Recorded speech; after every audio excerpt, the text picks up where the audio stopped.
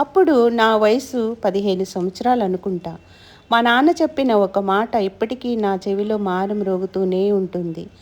తాటి చెట్టు ఎక్కేవాడు ఉంటే వాడి తల తన్నేవాడు కూడా ఉంటాడు. అప్పుడు ఆ మాటలోని లోతు నాకు తెలియదు. కానీ జీవితాన్ని అర్థం చేసుకుంటున్న కొద్దీ ఆ మాట నన్ను నడిపించిన ఒక దారిగా మారింది. మా నాన్న మిగిల్చిన ఆ జ్ఞాపకం, ఆయన చెప్పిన ఆ ఒక్క మాట నా జీవిత ప్రయాణంలో ఎన్నో సందర్భాలలో నాకు దారిని చూపించింది.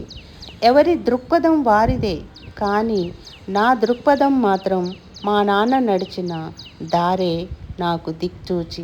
అందుకే ఇప్పుడు అనిపిస్తుంది, మనిషి ఎంత ఎత్తుకు ఎదిగాడన్నది కాదు ముఖ్యం, ఆ ఎత్తుకు చేరే క్రమంలో ఎలాంటి దారిలో నడిచావన్నదే ముఖ్యం.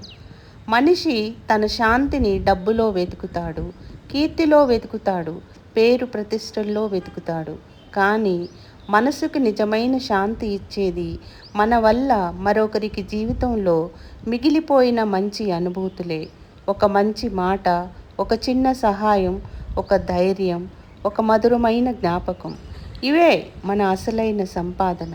ఎందుకంటే నువ్వు ఎంత ఎత్తుకు ఎదిగావో కాలం మర్చిపోవచ్చు, కానీ నీ వల్ల ఒకరి హృదయంలో మిగిలిన మంచి జ్ఞాపకాన్ని ఆ మనసు అంత తేలిగ్గా మర్చిపోదు. జీవిత ప్రయాణంలో రేపు మనం ఉండకపోవచ్చు, కానీ ఈరోజు మనం పంచిన ఒక మంచి జ్ఞాపకం మరొకరి జీవితాన్ని నడిపించగలిగితే ఆ క్షణాలే కదా నీ ఉనికికి అర్థం చెబుతుంది.